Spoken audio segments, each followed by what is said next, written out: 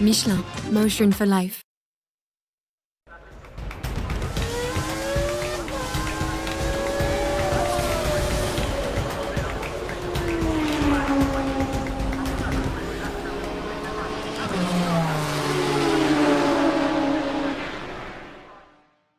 Bonsoir, bienvenue dans Racing Stream. J'espère que vous allez bien, que vous avez passé une belle semaine de qualification avec les Bleus. C'est vrai qu'on est moins en galère cette semaine, mon cher Rémi, à voir le match France-Belgique. Là, on est à la cool.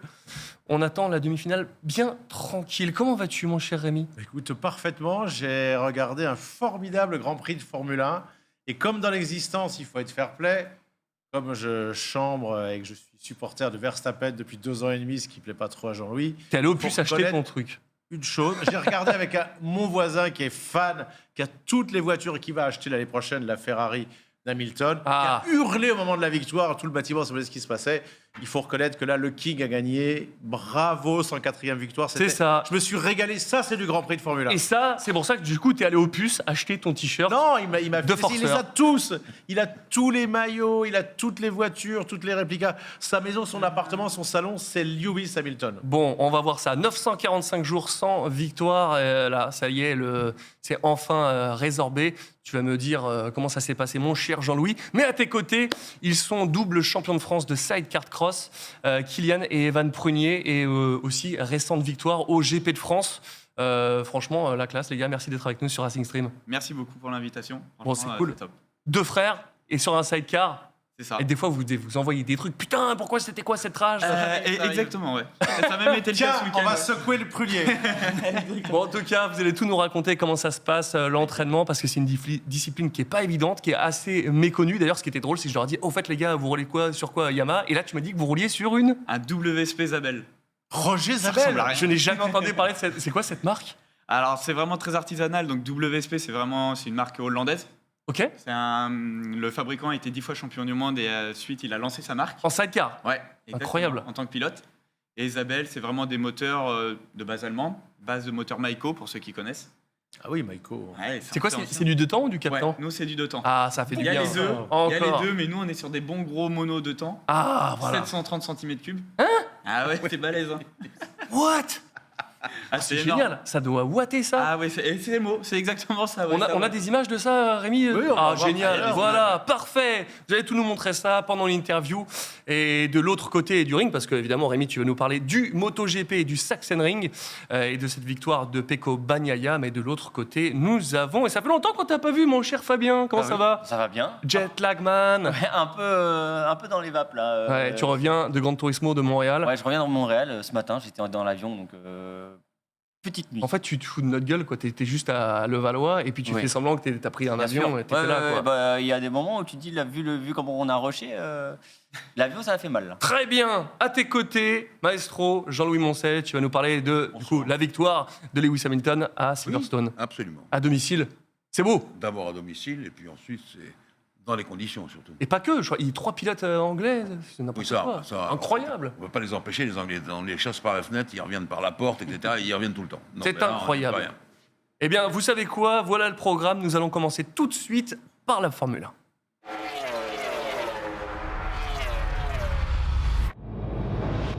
Du coup, c'est quoi la recette d'un beau Grand Prix, Jean-Louis ? Eh bien, justement, on a vu que la vraie recette, c'est la météo, surtout à Silverstone, Ouais. où en plein mois de juillet, il fait quand même moins 12, moins 14. C'est ça.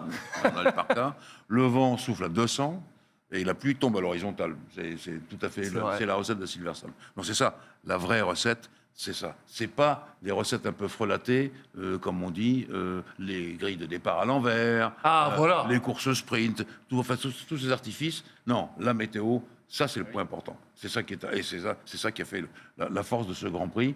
On n'a pas eu vraiment de Grand Prix vraiment sous la pluie haché comme à Silverstone, et c'est ça qui a fait la beauté de la course. C'est déjà arrivé qu'on a un triplé d'anglais comme ça sur un podium ou pas ? Ils sont deux sur le podium. Non, mais est-ce que c'est arrivé quand on en est 3 bien sûr, dans les années 50, C'était aussi vieux que ça 62, oui, bien sûr, oui. Bah oui, avec Stewart, avec Clark, ces gens-là, oui, bien sûr. Ça aurait été énorme, quoi. Non, mais ça, c'était sur les qualifs.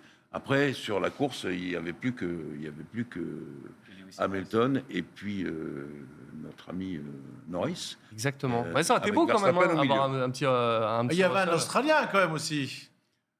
Il a été sacrifié. Ça, c'est la règle de l'équipe. On l'a dit hors antenne tout à l'heure. Lui, c'est la règle. Il y a celui qui est en pointe, c'est Norris, également au classement, avec une victoire. Oh, il va falloir que Piastri attende un peu.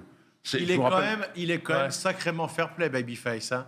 Il a souri, pas un mot. Là, franchement, je ne sais pas comment il fait. C'est un vrai pro. C'est un contrôle de lui-même, un pro. C'est un pro. Après, c'est un vrai est-ce pro. que McLaren n'ont pas testé ce qu'avait fait, je crois que c'était Ferrari il y a quelques courses. On teste les deux stratégies pour voir si c'était le bon moment de s'arrêter. Aussi, il y en a un qui passe, tant pis.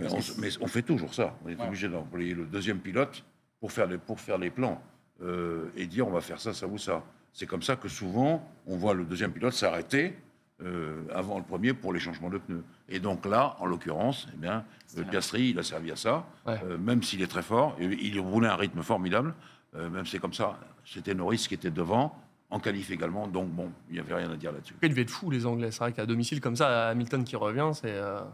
Tu l'avais prédit, tu l'aurais vu comme ça? Parce que c'est vrai qu'il y avait Russell et Hamilton de sa première ligne, je crois. En antenne, je l'ai prévu la fin du 17e tour et au 18e tour. J'ai dit, il va gagner. Parce que là, il a fait quelque chose d'absolument formidable. Il a débordé son équipier Russell avec la même machine, et en slick, donc lisse, sur le vrai mouillé. Et ça, quand même, ils ne sont pas nombreux à le faire dans le monde entier. Et donc, il a débordé. Il est revenu dans la seconde, il l'a dépassé et il a filé. Et là, il a pris la tête et c'était réglé. Alors, bien sûr, après, il y avait tous les aléas de la course, mais c'était du grand Lewis Hamilton et je suis très heureux pour lui. Et on a vu la photo, justement, de Verstappen et Norris. Est-ce que ça s'est calmé entre eux? Alors, ça s'est calmé. Oui, tous les deux. Parce que ce sont deux monégasques d'adoption, mais vraiment, ils sont copains. Donc, ça ne pouvait pas aller très, très loin. En revanche, du côté des patrons, ça s'est moins bien passé. Déjà, Zak Brown, le patron de McLaren, a pris à part Christian Horner, le patron de Red Bull, en disant... Pardon? J'ai pas vu, qu'est-ce qu'il a fait? Il lui a dit, c'est lui qui pousse, c'est Horner qui pousse Verstappen à faire ça. Je ne sais pas si c'est tout à fait vrai, mais bon, c'est quelque chose. Et puis surtout, c'est... Tu penses vraiment que Verstappen, il a besoin de quelqu'un pour le pousser? Non, je ne crois pas. Enfin, mais c'est surtout que Andrea Stella, qui est le team principal, qui est un grand ingénieur, comme tout le monde le sait, lui, il a fait un truc, je suis obligé de le citer. Mais vas-y. Donc, lui, il n'a pas manqué de massacrer Verstappen, je vais vous dire comment. On lui pose des questions, et il dit, face à Hamilton, 8 fois champion du monde. Non, le journaliste lui dit non. Hamilton, 7 fois champion du monde. Non. Le vrai champion du monde en 2021, c'est Hamilton. Bon, il avait réglé le cas de Verstappen directement. Ça c'était très amusant. Voilà. Mais cependant, je vais quand même régler quelques comptes, notamment à Rémi Tissi et Anthony Drevet, qui, j'espère, nous écoute. Non, c'est bien sûr que non. Je veux dire que, voilà, dompter une Formule 1, c'est se mettre dans un cockpit d'avion de chasse, avec une énorme puissance, dans des circonstances déjà très, très difficiles, et c'est rouler en finesse, avec l'art et la manière, c'est prendre les trajectoires qu'il faut au cordeau, il faut freiner à 2 mètres près ou 1 mètre près quand on est à 300 à l'heure. Ça, le pilotage. On n'a pas besoin de course de tractopelle comme ils ont parlé. La dernière mission, mais c'est bien. Tout à fait. Voilà, hop. J'aurais réglé leur compte à tous les deux. On peut continuer. C'est très bien. Du coup, oui. Je disais, c'est vrai que je vois la remarque de Stella, mais c'est vrai que même Max Verstappen, il en rigole un peu de 2021. Il a fait une petite blague en disant que, il était en live sur iRacing et il a fait une petite blague. Il fait je pense qu'il a reçu ses packs de Red Bull, de remerciements, un truc comme ça. Donc il en rigole un peu. Il est un peu sarcastique là-dessus, mais. Vous suivez, les gars, les Grands Prix de Formule 1, ça vous intéresse, la voiture? Moi, je sais, la F1, j'aime beaucoup. Alors après, suivant où on est, on peut pas toujours regarder les courses en entier, mais je rate jamais un résumé, et puis je m'intéresse vraiment. Le côté stratégie qu'il y a par rapport au MotoGP, moi, je sais que ça me passionne vraiment. Ça vous aurait plu, la voiture, ou vraiment moto? Ah non, je suis plus moto quand même. Les sauts, la terre, la piste qui se déforme, quand même, ça n'a pas de prix, ça. Vous êtes complètement barré. Jean-Louis. Tout à l'heure, quand tu les intervieweras, tu demanderas quand même à celui qui est à l'extrême, là, qui fait le singe, comment lui, ils l'ont forcé à monter dans le panier. Non, il va te le raconter. Il est payé très cher. Je suis pas sûr, je crois. Peut-être qu'il aurait préféré faire la Formule 1. Mais tu lui demanderas. Voilà. Bon, du coup, Hamilton, héros du jour, pour que Rémi mette un t-shirt de... Je ne pensais pas voir ça une fois dans ma vie. Franchement, c'était absolument sensationnel ce qu'il a fait. Voilà. Ce que j'ai aimé, c'est l'aspect humain. Parce qu'à un moment donné, quand même, il le dit, il a eu des doutes. Est-ce que je vais revenir ? Est-ce que je vais revenir sur ce plan-là, etc. Et quand, je répète, alors, fin du 17e, début du 18e tour, il est passé. J'ai trouvé ça tellement géant, car c'est un art de piloter en slick sous la pluie, hein, tout le monde le sait. Et une autre anecdote, une année au Grand Prix d'Allemagne, dans les mêmes conditions, Vettel sort de la piste et perd le Grand Prix, et Ferrari perd une occasion d'être champion du monde. Et c'est Rosberg qui commande pour la télévision allemande, et qui ne parle que de ça, et qui ne s'occupe pas de ceux qui poursuivaient derrière. Or, derrière, Hamilton était en train de faire une remontée en slick sous la pluie à Hockenheim, qui était absolument sensationnelle. C'est un spécialiste, quoi. C'est un spécialiste de ça. Et à Silverstone, quand il fait noir comme dans un four, au moment où ça tombe, il se débrouille d'une façon tellement formidable. Ils ont sorti tous les deux en attaquant, hop, ils se récupèrent. Et voilà, j'ai trouvé ça. En pilotage, voilà, c'est du 20 sur 20. C'est beau. Du coup, on a pu voir énormément d'émotions pour Lewis, pour sa 104e victoire. C'est quoi les raisons? C'est juste enfin le retour? C'est ça, c'est son retour. C'est de se dire, bien, je peux encore gagner. Car ça a dû faire du bien. Hein. Il est passé par un moment de doute. Déjà, est-ce que le sort était contre lui dans ce Grand Prix qu'il y a eu à Abu Dhabi? Est-ce que tout ça réuni? Et puis je ne gagne plus. Et puis la voiture ne fonctionne pas bien. Et puis quand même, il fait des efforts. Ils font des efforts tous pour l'améliorer, cette Mercedes. Bien sûr. Et ça commence à venir. Et il prend le coche au bon moment. Ça, c'est ça. Et du coup, Mercedes, ils sont de retour ou est-ce que c'était propice à ce circuit-là ou comment tu le vois? Non, ils sont de retour pour une simple et bonne raison.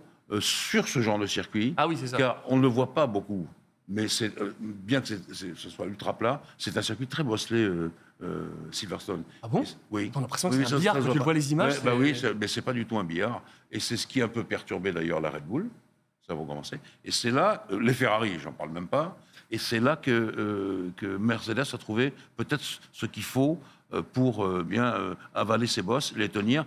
Je le répète une nouvelle fois, Hamilton, il est comme Raikkonen, il aime les voitures calées sur l'arrière. Et c'est sûr. Il les sent en bécane, en MotoGP, vraiment, ces micro-boss, ces boss. Les boss, on en parlait surtout à Austin. Là, nous, on va quand même rappeler que pour un problème de revêtement, la dernière fois, moi, la seule fois en 27 ans où je n'ai pas commenté un Grand Prix, c'est à Silverstone, à cause de la pluie. Et dès le samedi, on sent qu'il ne va pas y avoir de Grand Prix. Donc il y avait ce problème de revêtement aussi. Ça ne passait pas en moto, Jean-Louis. Oui, bien sûr.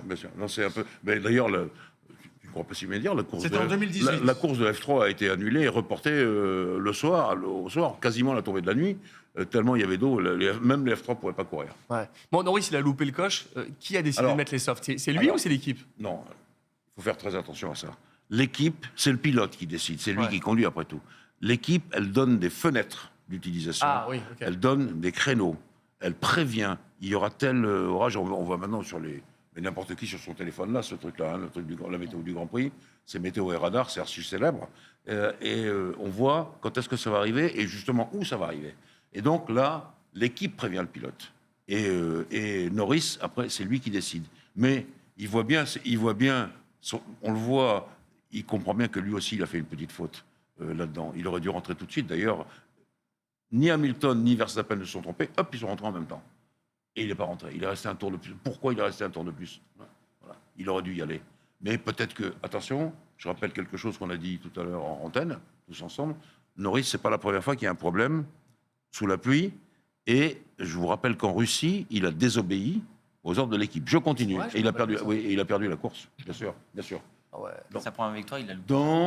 Donc, on peut pas. J'ai une question, Jean-Louis. Est-ce qu'il est déjà arrivé en Formule 1 ce que Marc Marquez a fait un jour à Brno, où il va décider très tôt dans le Grand Prix de s'arrêter. Il est en tête et il va couper volontairement, se mettre en 3e ou 4e position pour que les autres ne voient pas le coup venir. Parce que s'il rentre en premier, les autres s'engouffrent. Ah oui, d'accord. Et là, il est tellement malin qu'il les a laissés passer et il est rentré et il a changé au bon moment et il a gagné le Grand Prix. Et les autres qui sont rentrés, je sais qu'il y avait un pilote de l'équipe Tech 3, d'ailleurs le Pontcharal, qui lui, quand il est rentré, c'était pas prêt. Parce qu'en plus, non seulement il l'a fait, il a été malin, il les a roulés de la farine, mais il avait imaginé le truc, il avait déjà prévenu son équipe avant le départ. Si. Alors bon, il y a eu ça. Énorme. Il y a eu ça qui a joué contre Norris, il n'y peut rien, mais bon. C'est déjà arrivé, il faut le prendre. D'ailleurs, je pense qu'il s'en voulait, surtout à lui. Il était extrêmement triste. On l'a vu. Dans la conf, sur le podium, tout ça. Bon. Il en manque deux de suite, là.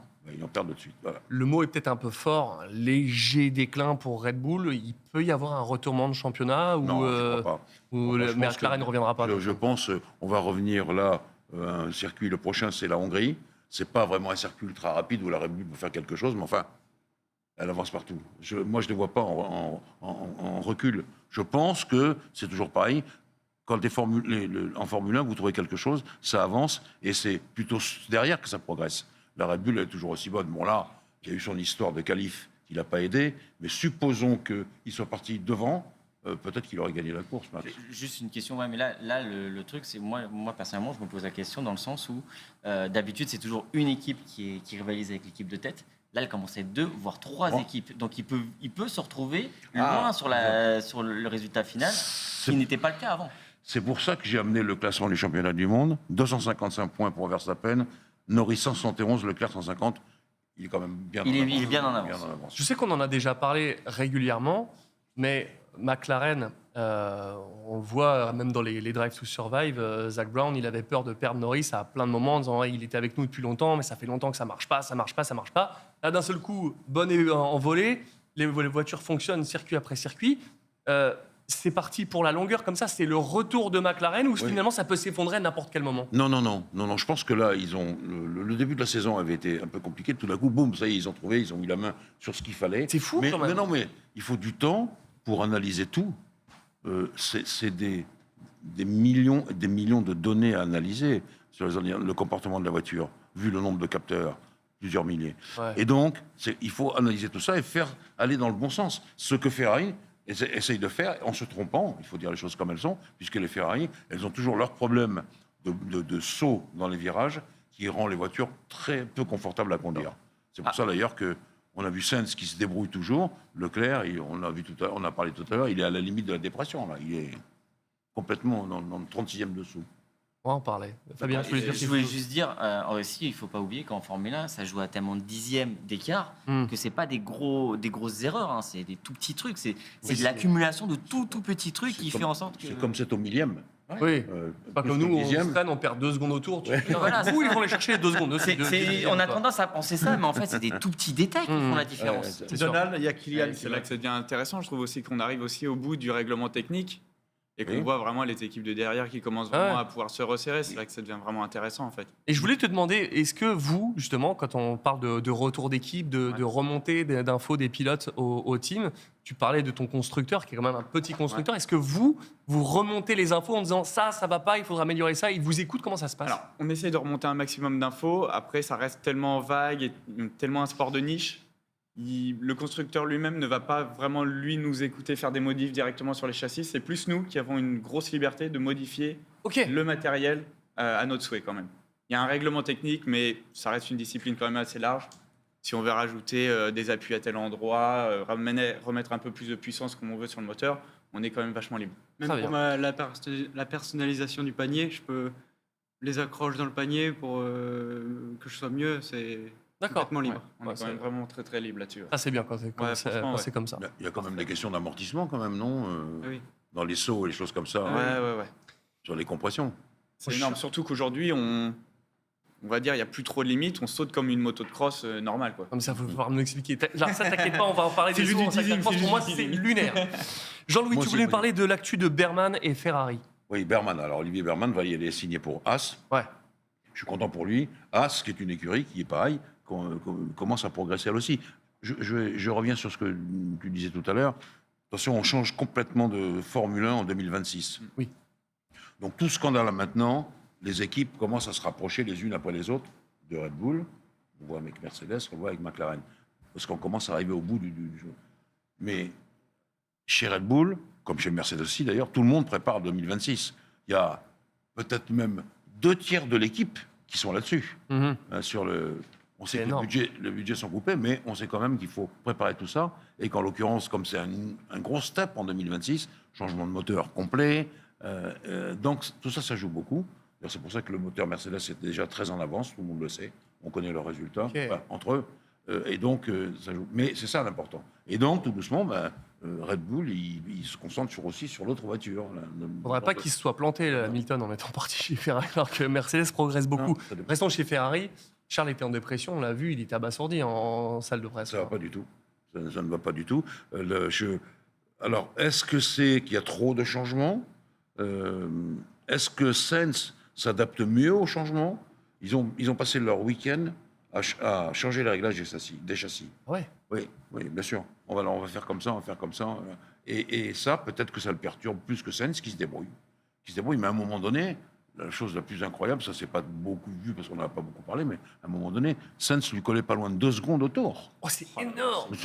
En F1, mais même dans les sports mécaniques, c'est un gouffre, 2 secondes au tour. Et donc, voilà, et je pense qu'il est en train de se demander, peut-être, de la même façon que Hamilton se l'est demandé, comme j'en ai parlé tout à l'heure, est-ce que vraiment je suis encore dans le coup? C'est fou là. Tout le monde se pose des questions. Ça, c'est pas... il n'est pas une star comme Charles, comme les Prost, les Senna, etc. Les gars qui sont sûrs. Et on voit bien qu'en étant 7 fois champion du monde, Hamilton, il a quand même des doutes. Eh oui. Donc lui, il peut se demander, qu'est-ce qui se passe exactement? Tiens, monsieur Jean-Louis Moncey, est-ce que pour vous, Verstappen maintenant est une star? Non, alors Verstappen, moi, j'ai toujours dit que c'était une star. Ah oui. Pas au début. Il est fourbe. Il veut en mettre non, attaque. mais c'est pas grave. Il est méchant. Mais tu vas y avoir droit. La FIA est en train de se pencher sur les décrochages au freinage. Ah ouais. Car il y a un règlement là-dessus Ouais. qui va être édicté. Donc tu vas être obligé de Mais ça fait des rabattre années un qu'il peu. fait ça. Moi, je Ça suis fait pas- des années. Oui, mais on ne fait pas ça. On n'est pas censé le faire. On n'est pas censé faire ça. Et donc Rémi Tissier qui adore ça, c'est le truc du saligo. Hop, Ah oui, non, mais ça- Quand tu arrives, tu freines, tu à 300, tu freines au panneau 100, puis le mec il déboîte devant Mais toi. il fait ça tous les jours, porte de la Chapelle, Rémi Tissier, avec sa Fiat. Tous les jours. Tu aimes le pilote qui en moto a le plus fait ça, Valentino Rossi. Je ne vois pas de quoi tu parles. Ah, c'est Oui, vrai, mais c'est autorisé en moto. En moto GP, c'est Non, autorisé. C'est pas autorisé non plus. Ah, c'est pas autorisé. Non, non, non, non, non, Je non. crois pas. Mais sais pas, je alors connais c'est rien. marrant que tu dis ça parce que moi je n'ai jamais vu ça en moto. Mais alors, je suis pas aussi averti. Non, mais Rossi, quand il a sorti Giberno à Rérez, Quand il coupait tout droit, Mais Rossi. ce qu'il a fait le corkscrew à Stoner, Oui. enfin, Non, non. il l'a fait aussi en coupant la chicane d'Assen. Ouais. Tout le temps. Mais il joue trop à Forza Horizon, je te l'ai dit. Mais non, mais C'est normal. C'est normal. c'est comme ça qu'il est devenu Rossi aussi. Eh oui. Il faut voir. Exactement. Comme Verstappen et comme les autres. Ouais, ça forme leur Tu valeur. parlais tout à l'heure de Sainz, il va où finalement? On le sait parce que. Et je pense que As, il est bien parti pour. As. Oui. Moteur Ferrari, pas loin. Mais il y a beaucoup d'argent chez As. Ils ne veulent pas le dépenser n'importe comment. Mais t'imagines, Mais il moi, repasse moi, à à sa place, P18. à sa place, j'irais chez Audi. Il y a quelque chose à construire chez Audi. Évidemment. On entendait Ouais. aussi beaucoup de rumeurs de Ocon, apparemment aussi, qui aurait. Oui, c'est ça, ils sont chez As. mais tu dois comprendre, je te tutoie, hein, Oui, oui, avec plaisir. étant donné mon grand âge, tu dois comprendre que c'est Sainz qui a la priorité. Bien sûr, celui Par qui va rapport au débloquer Ocon. tout le reste. Ça, c'est... Mais moi, j'ai entendu dire ce week-end, ça parle de Mercedes. Oui, aussi, oui, bien sûr, oui, il a ça aussi, bien sûr, il y a ça Mais il aussi. a trop de choix. Donc, qu'est-ce qu'il va faire? Et c'est-à-dire qu'au bout d'un moment, il pourrait très bien se retrouver sans volant aussi. Eh bien, non, ça je crois pas, mais c'est justement parce qu'il a trop de choix que ça tarde. C'est fou, hein. Allez, lui, Oui. tout le monde lui fait la cour. Incroyable. Ah. Et Williams, j'ai envie de parler Williams, non. Alpine. Alors Alpine, tu vois, Ah, mais ils ont j'étais fait le méchant. Grand Prix, Alpine, ils étaient là. Oui, c'est une blague qu'on envoie souvent. Attends, il courait ce week-end, j'ai pas bien vu. Non, mais Il avait quoi, Gasly, en début? Il a dit il a un problème sur la voiture. non, il ne prend pas le départ, il rentre, Mais il fait on son le sait tour ce de mise qu'il en avait place. Oui, une boîte de vitesse. C'est la boîte. Alors ils ont fait toute la voiture et il y a quelqu'un qui a pas bien monté la boîte. Oh. Mais pour moi, ça c'est pas ce qu'il y a Il de plus devait être grave. Ben, ça fout. C'est pas ça qui est. c'est après, hein. Ce qui est le plus grave pour moi, c'est la veille, la qualif d'Ocon, où nous tous devant notre tête, tout le monde voit le drapeau à damier n'est pas tombé, qu'il a encore le tour, et ils lui disent non, il faut rentrer, c'est fini. Il rentre, il lève le pied, alors que c'était le moment où tout le monde améliorait, car la piste était devenue de Meilleure. plus en plus meilleure, plus rapide. Et ils font ça.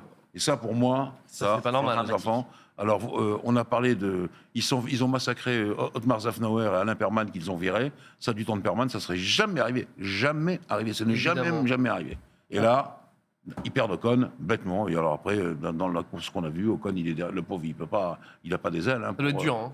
Oui, bien sûr que c'est dur. Très, très dur. Là, ouais, Et ça, quand- ça sent qu'il n'y a plus rien qui va autant sur la voiture que dans l'équipe, Voilà. en fait. La boîte de vitesse pour Pierre Gasly, bon, alors, ça ne devrait pas arriver. Ça arrive. D'accord. Oui. Mais l'histoire d'Ocon, c'est un vrai scandale. Ah, c'est Alors, pas Ça, normal. c'est l'équipe sportive n'est pas du tout dans le suivi des perfs. Ouais, Justement, moi, j'ai entendu dire, Pierre, il disait que là, ils sont en train de parler de changer de moteur. Mais lui, il dit justement, le moteur est peut-être le truc qui marche le mieux sur notre Oui, voiture. oui, bien sûr. Ben, oui, parce que c'est un peu n'importe quoi. Ils sont plus du tout à la hauteur. Plus du tout à la hauteur. Je ne vais pas revenir sur toute l'histoire, hein, depuis le départ d'Abitbull et l'arrivée de Laurent Rossi.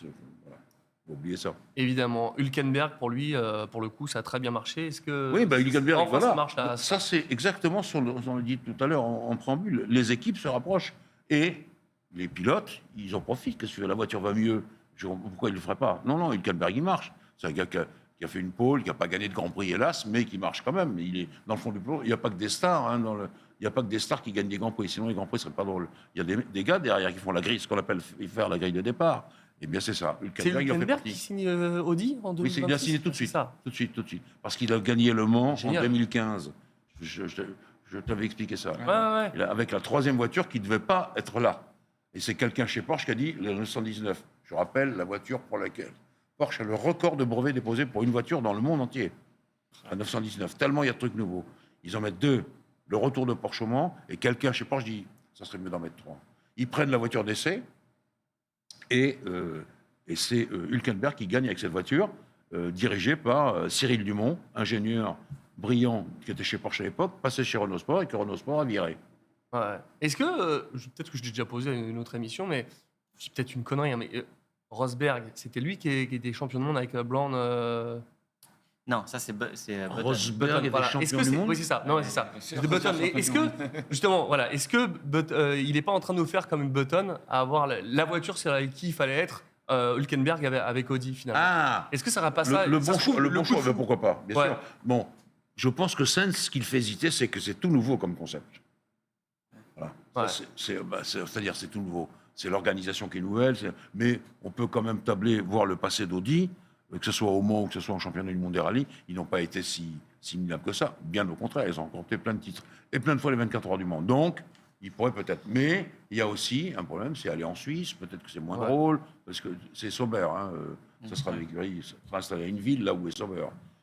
Voilà, donc on en est là. Mais Audi, ça fait longtemps aussi que leur pôle motorsport, il n'est pas incroyable non plus, parce que justement, tu le dis, ils ont tout gagné, Non, mais sur la fin, Le Mans, c'était une catastrophe. Oui, mais ils ont engagé, ils engagent et ça. Mais ils ont des difficultés à engager, parce que beaucoup d'ingénieurs se disent, nous on serait les premiers à dire, oh chic, on va en Suisse. Il y a beaucoup d'ingénieurs qui préfèrent là où ils sont. Les Italiens, les Anglais, ils préfèrent... Voilà. Très bien, merci beaucoup Jean-Louis, c'était clair, parfait, complet. Comme d'habitude, nous passons cette fois... Non, Ferrari a viré son directeur technique. Je voulais ajouter ça en point d'orgue. Enrique Cardile, il va probablement aller chez Aston, je crois qu'il s'est déjà fait, mais enfin il a un contrat de non-concurrence. Donc, mais hop, il est mis à l'écart. Très bien, bon. Voilà, directeur technique.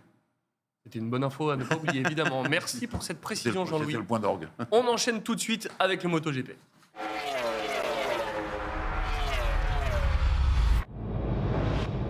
Bon, on part au Sachsenring. Et du coup, c'est Martin qui a fait une course exceptionnelle en sprint. Comment cette victoire et les 15 points d'avance acquis pourraient-ils influencer le reste de la saison?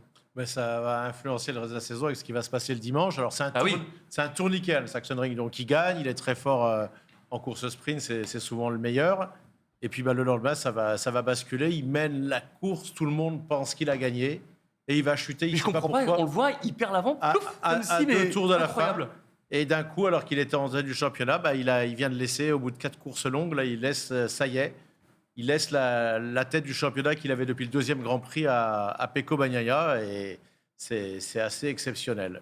Mais on sait ce qui s'est passé, c'est quoi? Il avait trop Non, il a dit, c'est ça qui est embêtant. Les pilotes, ils n'aiment pas ça. Ils ne savent pas pour quelle raison il est. Ah oui, mais franchement, quand on voit la chute, je n'ai pas réussi à comprendre. Comme, trop de vitesse, trop d'angle, je ne sais pas.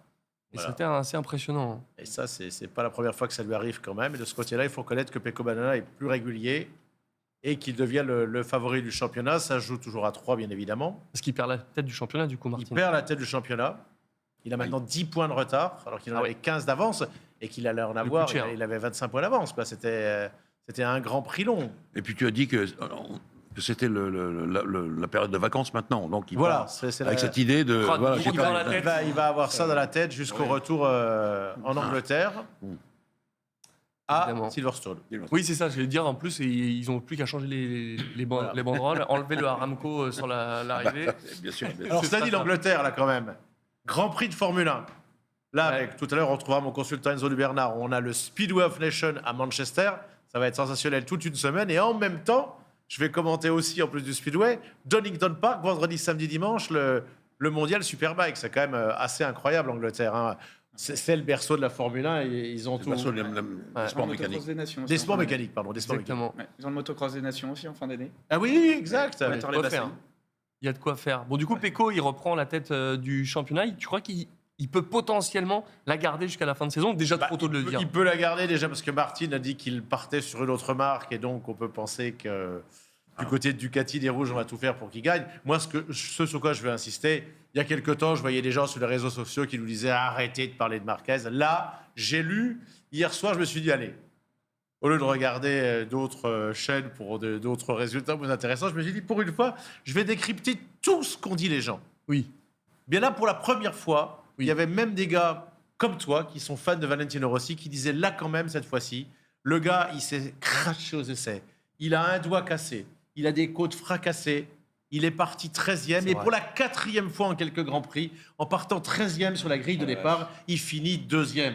Ouais, Et c'est le beau. samedi aux essais c'est vrai que libres, c'est fou. on le voit qu'il hésite sur la moto, il sort, il rentre, il il sort, sort, il il va, il arrête de rouler. Et là, le gars, il faut quand même reconnaître, c'est Ah oui. absolument incroyable. Il n'a pas fait, sinon ça aurait été une vraie comparaison. S'il avait gagné, parce que ça fait quasiment 980 jours, on aurait eu en même temps, Ah, ça aurait été énorme. à la queue leu sur Canal, la victoire de Marquez, le renouveau de Marquez, puis le renouveau d'Hamilton. Il s'en est fallu de pas grand-chose. C'est son circuit préféré. Il a terminé à la 2e place. Ah, c'est vrai qu'on s'y attendait. Tu nous l'avais dit que Sachsenring, c'était Marquez. Ouais, Dommage. Là, maintenant, C'est plus dur. j'ai peur, avec un petit déficit de machine par rapport aux deux Ducati officiels, que ça soit un petit peu plus compliqué, Jean-Louis. Oui, quand son gros carton, c'est il perd l'avant. Voilà, le c'est ça. classique. Mais- Mais il recommence après. Hein. Il remonte, non, quand il a monté. Non, mais Alors c'est- déjà, le je vous nombre de fois où il a été blessé, c'est un extraterrestre. Quoi. Ce C'est- que j'aimerais, c'est que Rémi nous fasse la sortie de Marquez du centre médical. Hop. C'est pas faux. Il referme son bouton, peut-être pas C'est vrai. comme ça, Non, etc. c'est vrai. Il va Non, remonter mais sur c'est la Travis moto. Pastrana, Marquez. hein, il en a dans tous les sens. hein, Mais Ah, ce qui est incroyable, c'est que il gagne comme ça. Après, je pense que dans sa tête, c'est exactement comme Hamilton. Il doit se dire, là, Bah ça oui, va être une des moments délivrance. de doute, oui. Mais on sent que ça va arriver, à la différence d'Hamilton. Oui. Mais là, il a quand même laissé passer Austin. Oui. Il a Oui, mais laissé il est pas passer- garé. Il est dedans. Oui, Là. mais les deux C'était à autres sont gauche, très oui. forts avec Martin. Et là, il est très fort pour gagner. C'est la première fois qu'il perd depuis. Ça fait 8 Grands Prix qu'il gagnait. Il était intouchable au Saxonnerie, quasiment à Austin. Et le 3e Grand Prix où il était très fort, parce que ça tourne à gauche, c'est Aragon, qui n'est pas au calendrier cette année. Donc là, je m'interroge quand même de savoir si, malgré tout son talent, s'il va en gagner une cette année. L'année prochaine, vu qu'il est Ducati officiel, probablement oui. Ouais, il aura la moto pour. Voilà. Évidemment. Est-ce Jean-Louis. qu'il est le seul au monde, quand ça part de l'avant, à s'appuyer sur le coude et se remonter Non, Ils font tout il y ça en a parce une que lui, autre, il mais fait- il il le est- fait- au niveau du talent, c'est Il est incroyable. ravagé. Oh là là, Ouais. il le fait vraiment. Je ne vois que lui faire ça, mais c'est formidable. Hein. 66, 67 ou 68% d'inclinaison. C'est monstrueux. Il a- En tout cas, on a Enfin, ça vécu marche. une belle image. Le doublé de frère Marquez sur le podium. C'était déjà arrivé, je crois pas. Alors, la dernière fois, je l'ai commenté, je crois que c'était 97. À l'époque, il y avait 3 frères Aoki. Il y avait Orochika Oui, Aoki en 125. Takuma. Et il y avait Takuma Aoki et Nobuatsu Aoki. Takuma Aoki sur la bicylindre Honda Compétition Client qui malheureusement a terminé dans un fauteuil roulant. Mais en 97, pas le petit frère qui est en 125, qui roule d'ailleurs contre Rossi, mais les deux autres, ils vont monter sur le podium. C'était plus arrivé donc depuis 97. Et il a dit, Marc Marquez, que c'est son frère et il s'adore. Pour lui, être avec son frère Ouais, sur le podium, c'est plus fort que, Une victoire, que- ouais. que cette victoire qu'il va avoir que la victoire d'Hamilton. C'est vrai. Bon, vous êtes 2 frères, donc... Bien sûr. C'est d'autant plus. Ça soude encore plus, ouais, c'est clair.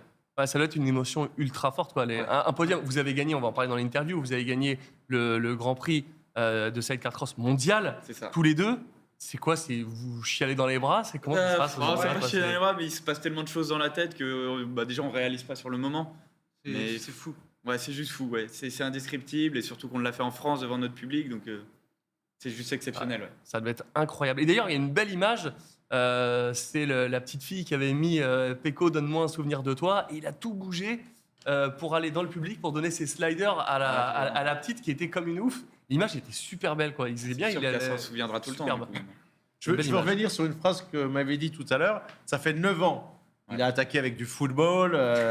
Oui, c'était trop dangereux. Donc Pour il a laisser fait un en truc, motocross comme pilote. Ils sont maintenant équipés depuis 9 ans. Et vous me disiez qu'en fait, un avantage que vous avez peut-être, qui va vous permettre peut-être d'être champion du monde, c'est que vous avez une cohésion totale, parce qu'il faut avoir totalement, notamment pour le gars qui est dans le panier, parce qu'Enzo de Bernard, tout à l'heure, il ne veut pas y aller dans le panier. Hein. Non, mais il a faut être raison. maso pour monter là-dedans. Et il a confiance en son frère, c'est ses deux frères. Alors que, voilà, quand vous avez un autre coéquipier d'une autre nationalité, tu te dis à un moment, là, il sait très bien qu'il ne va pas le traire, il peut avoir que confiance en lui. Et toi, tu me disais, c'est encore plus fort. Toi, il faut que tu pilotes en imaginant que tu es tout seul, comme s'il n'y avait pas ton frère. Exactement. Le but, c'est vraiment, déjà même de l'extérieur, le but, c'est de voir une osmose, que les deux travaillent en même temps. Et moi, voilà, c'est quand je roule le mieux, c'est vraiment quand je pense plus à lui, comme c'était le cas donc à Plomion quand on a gagné. Je fais ma course, je fais mon boulot à moi, il fait son boulot à lui. Et vraiment, on pense plus l'un à l'autre. Et t'arrives et tu dis, ah bah tiens, il est encore là. Et des fois, c'est ça. Des fois, on va prendre un mauvais trou et on va dire, il est encore là ou... Ouais, c'est bon, il est là. Allez, on repart. Je le vois, un petit coup d'œil. Bon, il est là. Bon. Parce que tu me disais que 2 ou 3 fois, t'as dégagé. Ah oui, ça. Et tu le sens tout de suite, toi? Si tu le perds. Ah bah je m'envole. Tu bascules ou pas, toi? Comme Marquez, je peux m'envoler et puis. Ah ouais. Toi, tu bascules, t'as plus d'équilibre. Ah oui. Alors, ça dépend comment je vais le perdre. De toute manière, le premier virage qui va arriver, oui, je vais tout de suite le sentir. Ouais, c'est ouais. clair. Parce que ça va être une catapulte instantanée. Normal. Et tu l'entends pas crier? J'ai pas le temps. Non, il a pas le temps. En Généralement, quand on il a pas le temps. Ça fait un peu ça, ouais. Mais non, généralement, on le sent pas à part le premier virage qui arrive, quoi. Et malheureusement, en sidecar, c'est un peu une catapulte. Généralement, le passager se fait éjecter, en général. Mais le pilote, généralement, on roule avec la machine, quoi.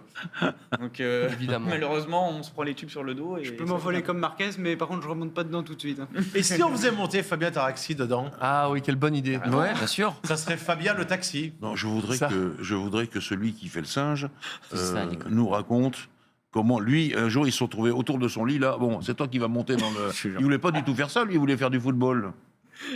Ah oui.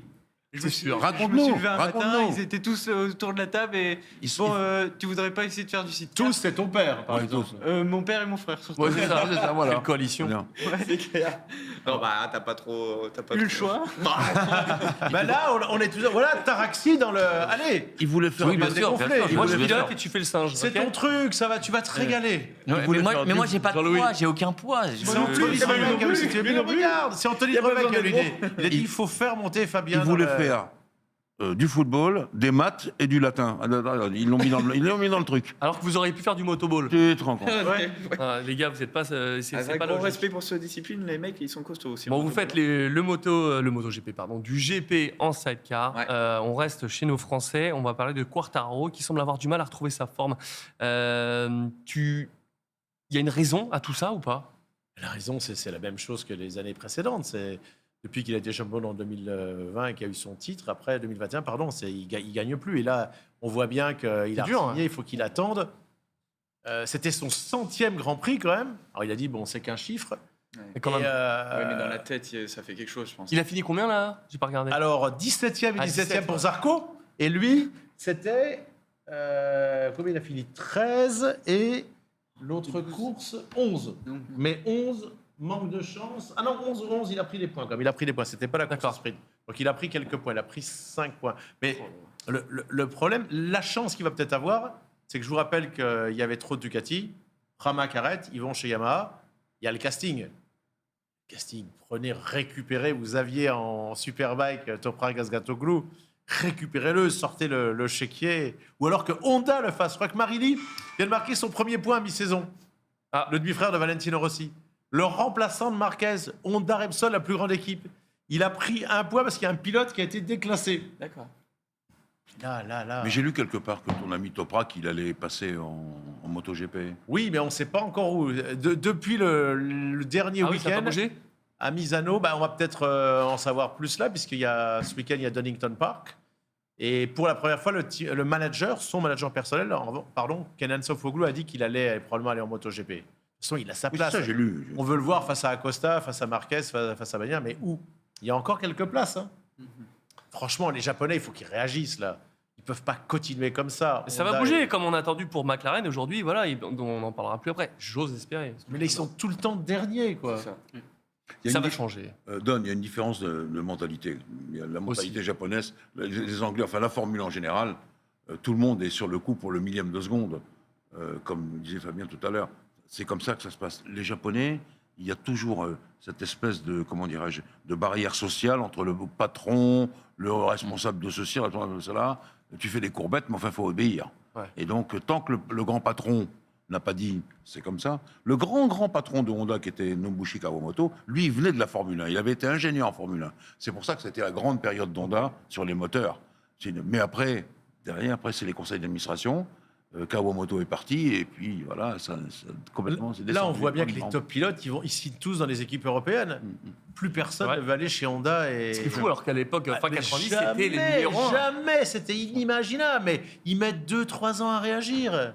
Marquez est parti, et il a raison, on le voit bien qu'il a raison. Il a quitté sa marque, la marque de sa vie, et il a raison, il va gagner bientôt. Oui, rien comme Hamilton qui part de Mercedes, qui va chez Ferrari, c'est des trucs qu'on les pensait à vie avec eux, quoi. Mais en fait, non.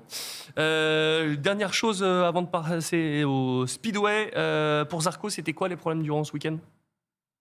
Bon, c'était les problèmes habituels. Il n'y arrivera pas cette fois-ci. C'est 17e et 17e. Je ne sais même pas quoi dire. C'est épouvantable, quoi. Le pauvre. 17e, même quand il y a des, quand il y a des abandons, c'est pas possible, quoi. Pour un pilote qui sait faire comme ça doit être extrêmement difficile à vivre. Il était en 7e ligne avec sa Honda, avec sa LCR. Il était en 7e ligne au départ de la ligne de la course longue. Très bien. Mon cher Rémi, nous allons parler maintenant du Speedway. Cher Fabien, je t'invite à laisser ta place à mon cher Enzo Dubernard, qui est ton consultant pour ça. Tu dois revenir. Non, il revient. Si, tu reviens tout à l'heure pour nous parler de Gran Turismo. Je peux laisser ma place, moi. Non, tu restes là, mon cher Jean-Louis. Je veux dire, d'accord. Je suis sûr que tu as envie de nous parler de non, Speedway. Tu as plein de trucs sur le site. Non, sur le site, mais voilà. Comme ça, Fabien a le temps de boire un verre, tranquille, et nous accueillons Enzo, parce que vous parlerez quand même de ça mieux que moi. C'est les chefs musicales. Passe. Je t'en prie. Passe. Oh, il y a Enzo. T'es beau de profil, cher Fabien. Re-bienvenue dans l'émission, Enzo. Bon, les gars, je vous laisse tranquille, je vous laisse le plateau pendant un petit peu. La semaine du Speedway on F1 débute à Manchester. Quels sont les enjeux majeurs pour les équipes participant à cette compétition? Alors les enjeux majeurs, on en avait déjà un peu parlé l'année dernière pour le Speedway World Cup. C'est bien sûr le titre suprême de champion du monde par équipe. Donc on ose penser que bien sûr, comme d'habitude, la Pologne va dominer. Comme toujours. Ouais, comme à chaque fois, bien sûr. Mais on en a discuté un peu cet après-midi avec Rémi. C'est vrai que on a peut-être un petit espoir sur le Danemark et l'Australie. Il y a 5 jours de compétition, Rémi, c'est ça? Alors 4 jours, parce qu'il y a une coupure. Il y a mardi, mercredi et vendredi, samedi. Pourquoi? Il y a une raison? On met pas le... Non, en fait, ils font les 2 demi-finales, du coup, mardi et mercredi. Et ensuite, donc, sûrement, ils donnent 2 jours de pause, sûrement aux pilotes, pour repréparer le matériel. C'est pas les pilotes qui s'en occupent, c'est les mécanos. Mais ensuite, le vendredi, du coup, on a le Zone 2, le Speedway of Nation des moins de 21 ans. Et la grande finale du Speedway of Nation samedi. Très bien. Tu vas nous parler de l'équipe de France, la composition.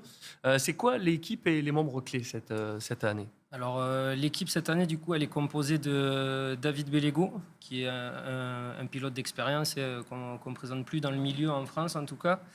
On a Steven Goré et Mathias Tresario. Donc, c'est 2 jeunes pilotes qui évoluent depuis 2-3 ans maintenant dans les ligues professionnelles en Pologne, dans la ligue qui s'appelle l'Extraliga U24. Donc l'Extraliga, c'est la plus grosse ligue au monde de Speedway. Et donc ils ont fait une sous-ligue qui compose uniquement avec des pilotes de moins de 24 ans. D'accord. Donc on a une équipe avec un pilote d'expérience et 2 jeunes pilotes qui ont tout approuvé. Malheureusement, il manque, on va dire, le numéro 1 de l'équipe, Dimitri Berger, qui s'est blessé il y a 1 mois et demi de ça maintenant. Qui a eu une blessure à l'épaule, donc ils vont essayer de faire leur mieux, bien sûr, mais ça semble compliqué pour l'équipe de France. Vous avez déjà pensé au Speedway, à faire ce genre d'épreuve? Alors, on n'a jamais vraiment pensé. Après, on connaît, forcément de vue, mais c'est quand même quelque chose de très impressionnant, mais il me manque des sauts. Je voudrais bien voir des sauts en Speedway. Un peu. On va créer ça pour toi. Cela dit, Laurent Sobaré, qui entraîne l'équipe de France de Speedway ce week-end à Manchester, sous l'égide de la Fédération française de moto, vous êtes trop jeune, mais il y a quelques années, au moins 6 ou 7 ans, il a coaché le cycler cross. Ah, je savais pas. Ah bah, de toute façon, c'est quand même relativement proche, hein, c'est pas éloigné. C'est quoi les principaux défis qui vont devoir relever cette équipe de France justement pour cette compétition? Là, ici, sur cette compétition, l'année dernière, ils nous ont fait un énorme plaisir. Je crois que c'est la première fois de l'histoire à Wrocław. Il y avait 3 pilotes plus un remplaçant, ils avaient réussi à se qualifier. Là, honnêtement, même en étant supporter des Bleus, pourquoi l'épreuve est importante? C'est comme, vous voyez bien, dans le football, la passion pour l'Italie, l'Espagne, là, la France demain. Non, voilà, jamais. l'Angleterre, les Pays-Bas. là, c'est la nation. Mais là, cette fois-ci, tout peut arriver. Mais franchement, Enzo, il faudrait un miracle. Sans Dimitri Berger, c'est quasiment mission impossible. Effectivement, c'est vrai qu'on a le Speedo of Nations, on l'a 3 ans. Et la 4e année, à chaque fois, c'est le Speedo World Cup. Donc, ce qu'on a eu l'année dernière. Donc, le Speedo of Nations, c'est 3 pilotes par équipe. Et le Speedo World Cup, 5 pilotes. Et c'est vrai que là où l'équipe de France a le plus de chance, c'est du coup sur le Speedo of Nations, puisqu'on a très peu de pilotes de haut niveau ou professionnels en France. Ils ont atteint la finale une fois en 2021 à Manchester, justement, où ils ont terminé 5e de la compétition. Donc c'était déjà un exploit, mais c'est vrai que cette année, sans Dimitri Berger, ça semble compliqué. Ça commence donc demain. Effectivement, la première demi-finale demain, où on retrouvera justement l'équipe de France. On peut retrouver ça où vous le commentez tous les deux? Oui, effectivement. Ce sera où? Sur Eurosport Digital à 19h45, du coup, parce qu'il y a 1 heure de décalage. Tous les jours? Tous les jours, les 4 jours. C'est long comment? Bon, ça dure 3 heures si tout se passe bien. Quand même. Après, s'il pleut, on peut commenter pendant 5 heures, 6 heures, comme la dernière fois. fois. Ça nous est arrivé il n'y a pas si longtemps, effectivement. Ah ouais, pas évident. Bon, très bien. Et dernière question, les forces et les faiblesses de l'équipe de France, selon toi? Les forces, je dirais, le fait d'être outsider, à vrai dire, c'est toujours une force parce que personne, on n'a rien à perdre, on est là, on a tout à gagner, donc on va rouler sans pression. Donc j'ai envie d'y croire quand même. Je pense qu'il y a quand même quelque chose à faire. Je regardais justement avant de venir cet après-midi les grilles, justement, les confrontations entre les équipes, et je me dis qu'il y a peut-être un petit coup à jouer. Mais par rapport à l'année dernière aux compétitions de Wrocław, j'ai vu il y a 2 Français, par exemple, contre 2 Australiens. C'est ce qui change. Alors, pourquoi on fait ça? C'est une des règles de la FIM, justement, le Speedo of Nations pendant 3 ans, et ensuite le Speedo World Cup. Ça permet de changer le format de temps en temps. Mais c'est vrai que je pense qu'il y a peut-être une 3e place à aller chercher pour pourquoi pas aller en finale. Il y a 2 grosses nations qui risquent de dominer cette demi-finale. Je pense à la Pologne et la Suède, mais pour les autres, on a peut-être une carte à jouer. Très bien, merci Enzo. On n'a pas tout à fait terminé parce que qui est le 2e remplaçant de l'équipe de France? C'est moi. Eh oui, on le voulait. Non, il s'agit de mon frère qui est. Ah bon? Il a été champion de France de speedway du coup le week-end dernier. Vous m'avez pas dit ça? Effectivement, le week-end dernier. Et j'ai demandé pour qu'on vous montre, et notamment à Jean-Louis, ce qu'était le speedway. On a une vidéo en régie. Jordan Dubernard, le frère, sur une seule prise, a présenté la moto. On va regarder. Long track. Voilà, je vais vous présenter rapidement une moto de speedway ainsi qu'une moto de grass track. Alors tout d'abord, ce sont des motos 500 cm3, moteur monocylindre comme nous l'avons ici. Particularité, embrayage à sec, relais d'embrayage, c'est-à-dire que nous n'avons pas de vitesse, c'est directement à la suite de l'embrayage. Pour ce qui va être des particularités, nous retrouvons ici une fourche à balancier avec un amortisseur simple effet ainsi que des élastiques pour pouvoir ajuster, on va dire, la rigidité et la souplesse de la fourche ici.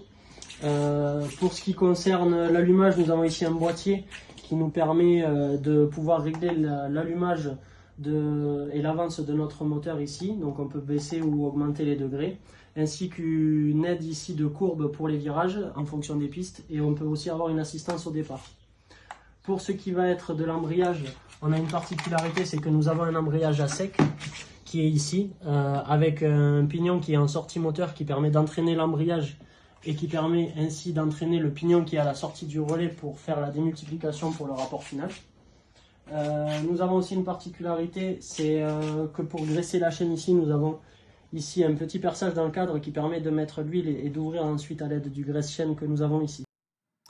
Bien, merci pour cette vidéo technique. Qu'est-ce que vous en pensez, Kylian? C'est super intéressant. Moi, ça m'a fait un peu tilt sur le système de la fourche. Oui, c'est le balancier où nous, on retrouve vraiment ce système-là aussi. Ah oui, forcément. Ouais. On n'a pas de fourche typée solo. Il y en a certains qui ont essayé de le faire.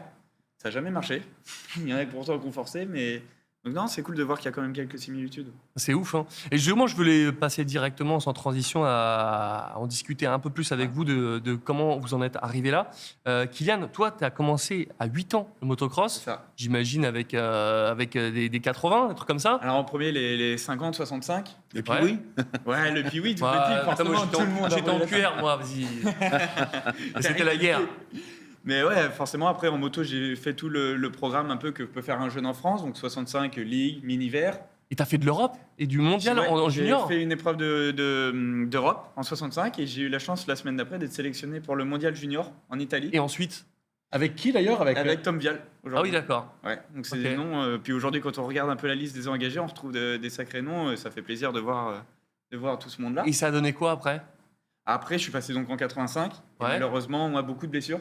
Ah mince. Et donc à Bah, cet le problème âge-là, du motocross, quoi. quand on se blesse beaucoup, on rate un peu le train, on rate le fil.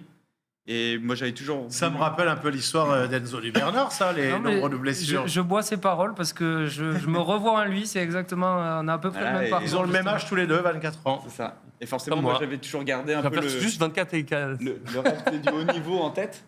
Et donc, je voulais vraiment atteindre ce haut niveau. Et comme le sidecar m'était toujours resté un peu en tête par notre Mais père. pourquoi? Voilà, c'est parce que votre Voilà, père. notre père en a fait pendant 20 ans en tant que pilote avant, avec une meilleure place de En troisième. cross ou en En piste? cross aussi, ouais, en cross. Il a été pilote. Et donc, il t'a dit quoi? Il t'a dit, de toute façon, t'as raté le coche, c'est allé trop, tu t'es trop blessé, Il l'a on même- part en sidecar? Il n'a même pas eu trop besoin de me le dire. Moi, je l'avais remarqué quand même. Je voyais que j'étais plus trop dans le coup. Et un jour, on s'est décidé. On a dit, putain, il y a un petit sidecar qui est là en vente. Est-ce qu'on n'essaierait pas? Et Van, lui, qui faisait du foot, il peut en parler mieux si. Ah là, du coup, du coup, c'est vous. Ouais, c'est ça. Mais alors, est-ce que c'est quoi? C'est des... Oh la vache, comment t'es sorti? Oh mais c'est des vrais terrains de Ouais, MX? C'est des terrains de motocross, ouais. Exactement, Oh c'est là les là, mêmes mais croches. oh, mais t'es un ravagé. T'es dans les ornières, le cul dans les ornières. C'est ça. Mais Ah bah comment- ça touche, hein. Ah oui, Les- ça- les- Enfin, encore, toi, en pilote, c'est bon. Non, moi, d'accord, Il est mais, assis, lui, il est assis. Pas toujours quand même. mais c'est monstrueux. Comment vous faites? Ouais, puis ça saute comme une moto quoi maintenant. C'est un déconné? Ah ouais, ouais. Et comment tu fais au niveau des suspensions? Parce que quand ça décolle, Et c'est super bien amorti quand même maintenant, ouais. toi, tu dois péter un plomb, singe, pour les réceptions. Comment tu fais? Il y a des moments, c'est très très dur, mais il y a un gros boulot sur les suspensions pour apporter du confort et permettre de mieux rouler. Vas-y. Et là c'est la vidéo. J'avais eu l'idée, et c'est Riding Zone qui nous a aidés, avec la Fédération Française de Moto. Je connais par les pilotes de sidecar les pères et fils, peut-être Peugeot et son père. Et donc, on a emmené Thomas Ramet, c'est ça, un Thomas pilote Ramet qu'on voit là, de ouais, Serge Guiletti qui démarre. sur la moto. Ça allait. Et en revanche, je peux vous dire, j'ai vu Ted Peugeot se décomposer quand il a dû monter avec ça. toi, c'est ça, Ouais, à avec sa moi, place. et puis avec Thomas. Là, c'est et c'est un gars qui fait du sidecar, pourtant, du Ah oui, sidecar c'est vitesse. Ouais. Mais là, C'est ouf. Ted Peugeot. Ah oui, t'as la suspension, mais on dirait un dragster. Ah ouais, là, à l'avant, c'est l'Amplia. vraiment très atypique. Hein. C'est ouf. Et du coup, j'ai vu, parce que moi, je découvre l'échappement, il est à la droite du sidecar pour il éviter les passe à brûlures. travers le panier, ouais. C'est pour éviter les brûlures? Ah bah pourtant non, ça brûle parce que en fait le passager va venir s'appuyer le pied gauche dessus. Alors pourquoi ils font ça? Je pense que c'est aussi une question de place, honnêtement. Ouais. Il n'y aurait pas beaucoup de place derrière à le faire passer. Et là, je vous dis pas le dénivelé parce qu'on est à Guignon. Guignon, hein. c'est un des, impressionnant, c'est un des là-bas. plus gros circuits C'est de France. incroyable.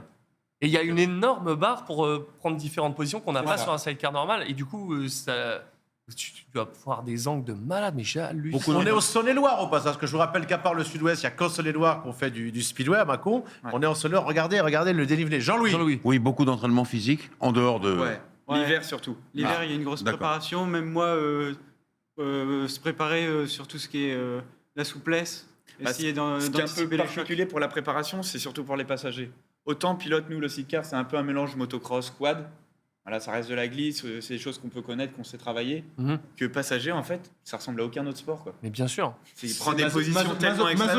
Masochiste. Ouais, Mais peut-être, pas loin. du coup, peut-être que là où ça a été très malin de votre part, c'est que compliqué de faire son trou en pilote moto Ouais. solo, mais en sidecar cross, ça cartonne. Vous êtes double champion de France, vous Ouais. avez gagné un GP. C'était peut-être ultra malin justement de faire ça. Oh là là. Mon Dieu, mon Dieu. Ouais, ça Mon c'est Dieu. récent, ça c'était en début d'année, ça. Oh. Oui, dans toutes les conditions, ça roule. Hein. Et t'es jamais tombé? Ah si, ça Ah, arrive si, que je tombe. ça arrive, Si. ça. Je me fasse éjecter. Pareil, je m'envole comme Marquez.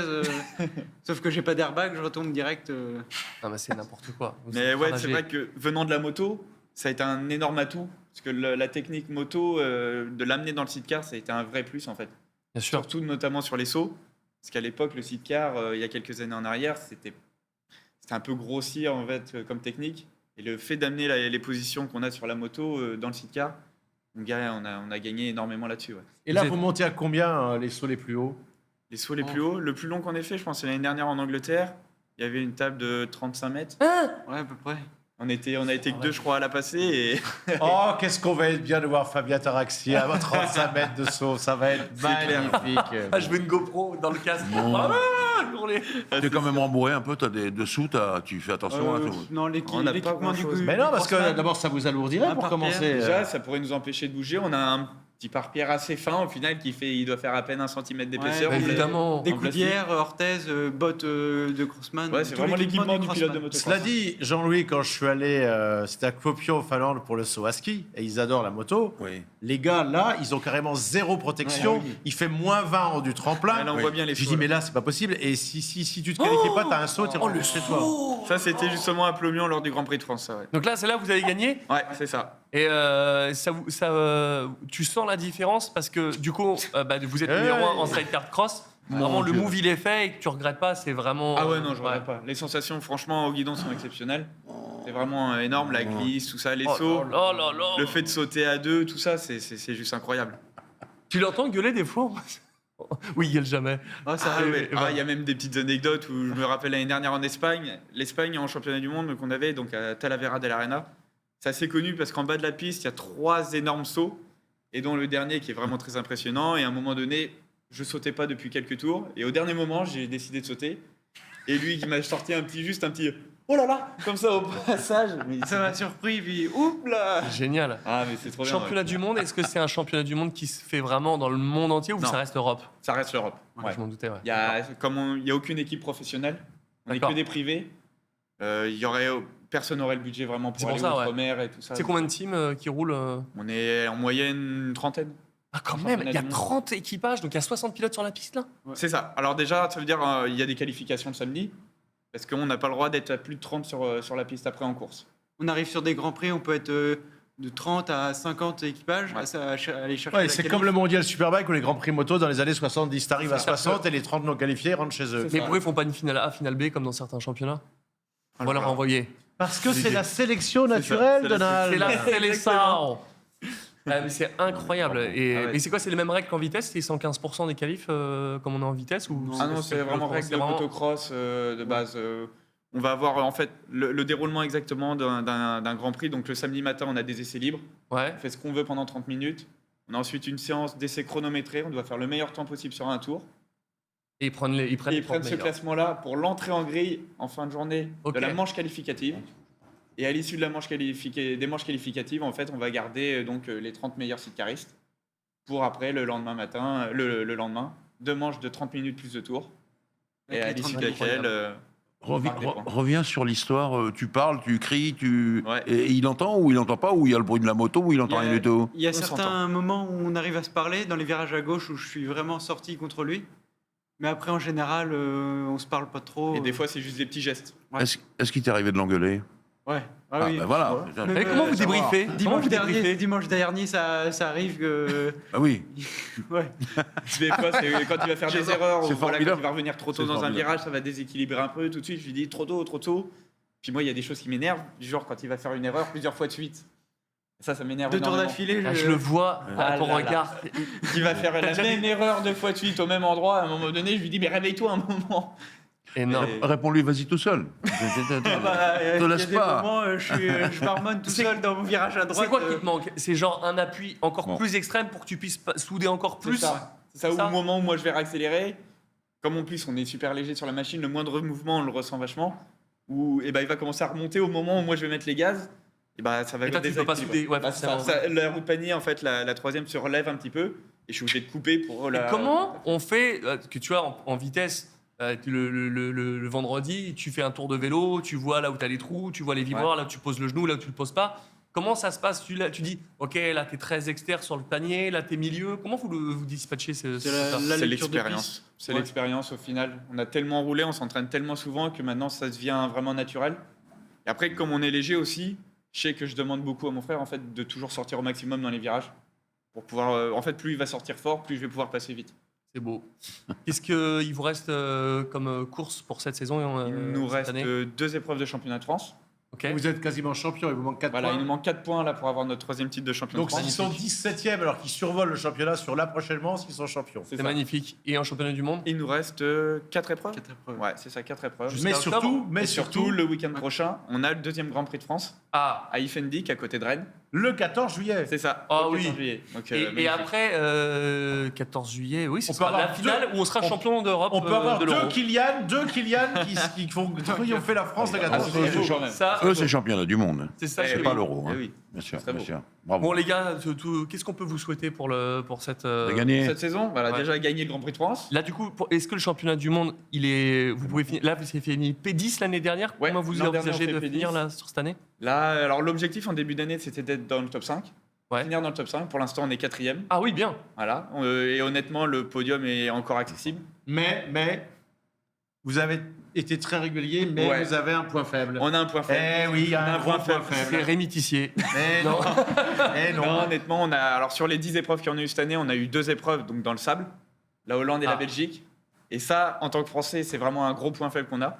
Donc vraiment, c'est une texture qu'on n'est pas du tout à l'aise, mais on a d'ores et déjà planifié. Vous avez fait 11e et 16e, hein, Ouais. Lionel. Là, c'est des résultats qu'on n'a pas le droit de faire si on veut vraiment aller chercher un titre de champion du monde. Pour terminer, où est-ce qu'on peut voir vos courses? Alors nous, on vlog tous nos week-ends de course, donc sur notre chaîne YouTube, Sidecar Team Prunier. Ah, vas-y, prends ton temps. Combien tu dis? Sidecar. Sidecar Team Prunier. Voilà, tout attaché. Voilà, tout Sidecar attaché. Team Premier. Et t'as eu une On va le mettre vidéo en description. Il y a une vidéo qui a fait 10 millions de vues. Sur hein. Instagram, on peut nous suivre également sur nos réseaux personnels, Kylian Prunier, Van Prunier. Et oui, j'ai des vidéos qui ont fait quand même plusieurs millions de vues maintenant. Donc on voit qu'il y a quand même, c'est pas une discipline très connue, mais on voit qu'il y a un essor qui se fait. Très bien. C'est pour ça que nous on force aussi sur les réseaux pour développer la discipline. C'est parfait. On va vous mettre ça dans la description du replay de chaîne YouTube. Mon cher Jean-Louis, je te dis au revoir et nous récupérons mon cher Fabien pour l'e-sport. À la semaine prochaine, le Jean-Louis. singe, le singe, Oui. le singe de Allez, Sidecar Cross. c'est parti pour l'e-sport. Jean-Louis. Merci beaucoup.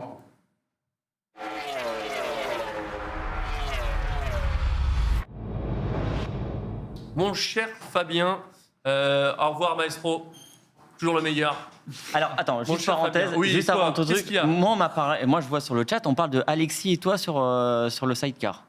Ah non, Qui conduirait? Mais Bah, carrément. moi, si t'as envie qu'on se retourne, mais non, mais Courageux, mais pas téméraire. mais non, je ferais pas ça. Avec Alexis, il avait acheté un YZ de Denis Ouais. en deux temps, donc le truc qui t'arrachait les bras. Bah pour l'anecdote, ouais. on dit toujours que nos sides, un rapport poids-puissance, qu'on a un 730 Ouais. avec un machin d'à peu près 180-190 kg, et ben ce serait le rapport poids-puissance d'un 2,5. tu sais. Non, mais c'est monstrueux.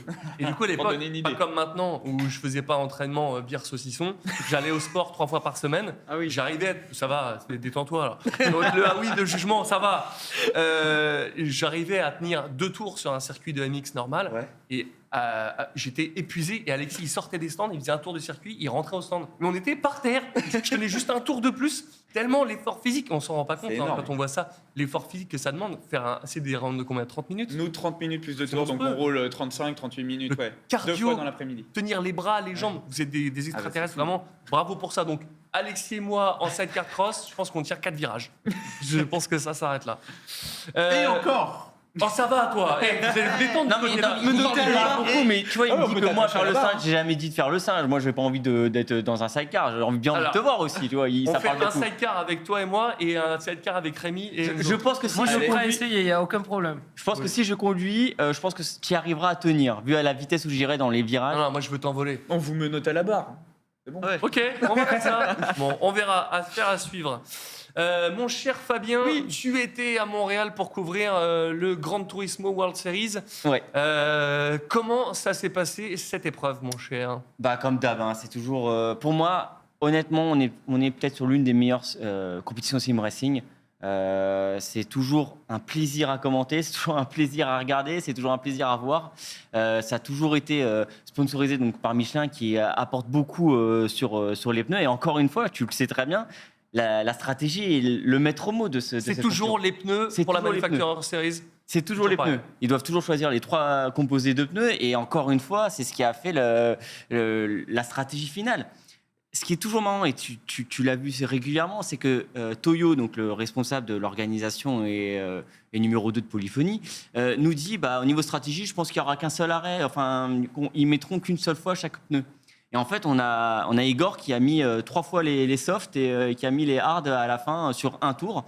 La stratégie n'était pas. Et tu sais pas pourquoi? prévue. C'est parce qu'il était coaché par Piero Taramasso, qui est venu ici nous parler Sûrement. de Michelin Compétition. C'est tout, ça se limite à ça. Sûrement, mais surtout en plus, ils ont eu bénéficié de la nouvelle physique du jeu. justement, les pneus ont été changés. Ah, dans la nouvelle mise à jour? Dans la nouvelle mise à jour qu'on va avoir à la fin du mois, le 25 juillet, justement, les pneus ont été changés avec une dégradation des pneus beaucoup plus réaliste, justement parce que Michelin ont apporté pas mal d'évolutions, pas mal d'informations. Et ça a permis justement une course mais sensationnelle. Attends, je t'arrête tout de suite. Qu'est-ce qu'on retrouve dans cette mise à jour qui va arriver à la... Alors, qu'est-ce qu'on retrouve dans cette mise à jour? On retrouve le circuit de Edger Normand. C'est un circuit qui était sur Gran Turismo HD à l'époque. Ah, je me rappelle plus. C'était justement quand on passait sur la PS3, nouveau circuit. C'était celui qui est en Suisse, dans les montagnes. Ah oui, bien sûr. Donc on le récupère. Nouvelle physique. Il y a 6 voitures qui arrivent. Et Sophie qui a été adaptée sur... donc Sophie, l'IA qui a été adaptée sur deux nouveaux circuits. Et aussi donc les nouveaux pneus Michelin qu'on voit avec les nouveaux flancs. C'est beau. Voilà, ça c'est beau. Donc que vous pourrez acheter directement dans la session tuning et bien sûr de nouvelles jantes. Ok, donc c'est Sophie, amélioration de l'IA quand on joue en solo, des nouveaux pneus Michelin, des nouvelles voitures et le nouveau circuit. Et surtout la nouvelle. Et c'est ça qui est 1%, c'est surtout la nouvelle physique que tout le monde attendait. C'est ça. Et elle est vraiment impressionnante. J'ai pu la tester moi. Alors, ça change quoi? Ça change que les pneus sont beaucoup plus réalistes, on a un meilleur grip, on a une dégradation plus naturelle du pneu. Par contre, dès que tu attaques, le pneu il fond, mais vite. J'ai essayé la Red Bull en soft.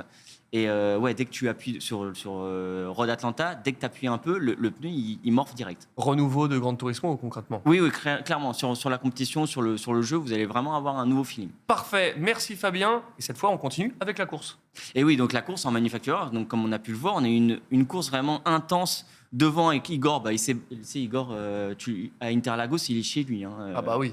Il est chez lui, il est parti en pilote brésilien, il part avec sa nouvelle voiture. Il n'est plus chez Toyota, il est passé chez Lexus. Parce qu'en réel, il roule chez Lexus. Donc il a pris la même voiture. Et derrière, ça s'est bien battu entre Valerio Gallo avec sa Honda NSX et Sasaki avec sa Porsche. Et on a eu un super duel entre les deux. Et ce qui fait qu'à la fin, même jusqu'au dernier tour, les deux étaient l'un côté de l'autre. Et Igor, qui a fait un arrêt de plus qu'eux, ressort à 2 secondes. Il sort au dernier tour en mettant les hards pour un demi-tour, en gros. Et il sort à 2 secondes devant eux. Et c'est grâce à ça qu'il a eu la victoire. Mais encore une fois, tout se joue sur la stratégie, sur le pneu.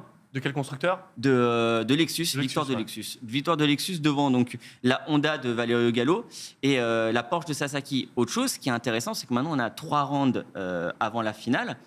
En manu, chaque round est représenté par un pilote de la région où le round se passe. Et Kylian, il roulait encore Non, il roule à Prague. Il roule plus pour Subaru? Si, il roule pour Subaru, mais à Prague. Là, c'était son coéquipier qui est dans le pôle Amérique. Donc c'est Inostroza. Il y a Kylian aussi. Oui, Kylian. Il y a Kylian partout. Kylian Drummond. Juste pour te dire, l'équipe Subaru, c'est Inostroza, Drummond, Miyazono. Comme d'habitude. C'était qui avant à la place d'Inostroza? C'était Mosso, je crois. Ah oui. Non, c'était Steinberg l'année dernière. Ah ouais, je me rappelle plus. Voilà, donc c'était pas encore fou. Et chez Lexus, on a Igor Fraga. Et ce qui est déjà aussi très très fort. Retour sur la Nations Cup maintenant. Alors la Nations Cup, on est sur 2 courses. La première course qui est une course qualificative avec les voitures de GT. Je sais que vous connaissez bien, c'est toujours un peu hommage à ce qu'a été Gran Turismo, donc des bonnes GT. Kylian a été impressionnant sur cette course, il la gagne. Donc il part en pole position, c'est pour ça qu'il est premier avec ses softs au début de la course. Sauf que Kylian, comme les pneus justement sont nouveaux, ils n'ont pas encore bien compris comment ça fonctionnait. La Strat, il a tenté quelque chose, il a tenté de mettre 2 fois les softs. C'était une erreur. Donc en fait, il a fait un arrêt en plus que tout le monde. Il était très très loin. Après, il a eu d'autres erreurs. Mais bon, après, on a eu un Miyazono qui était juste avionique. Il était sur une autre planète ce week-end. Et c'est victoire de Miyazono. Ah, et devant Serrano et Lopez. Kevin De Bruyne? Alors, Cash De Bruyne qui est. Je me dis, putain, le mec, il est footballeur et il est sur GT, il n'a pas le temps, les gars. Et Cash De Bruyne qui fait partie de la nouvelle génération, qui finit 4e aux portes du podium parce qu'il finit juste derrière Lopez qui partait très très loin. Enfin, Lopez partait pas si loin, mais c'est Serrano qui partait très loin. Serrano, si je ne me trompe pas, il partait 10e et il finit 2e, Serrano. Très bien. Du coup, P8 pour Kylian au final? P10. P10, dur. Pour terminer, Enzo, Kylian, Evan, vous jouez aux jeux vidéo? De moins en moins, honnêtement, avec tout le sport et tout ça, on a de moins en moins de temps. Mais c'est vrai qu'on a eu une autre période quand même, on a bien séché. Ouais. Ça aurait pu vous plaire l'e-sport?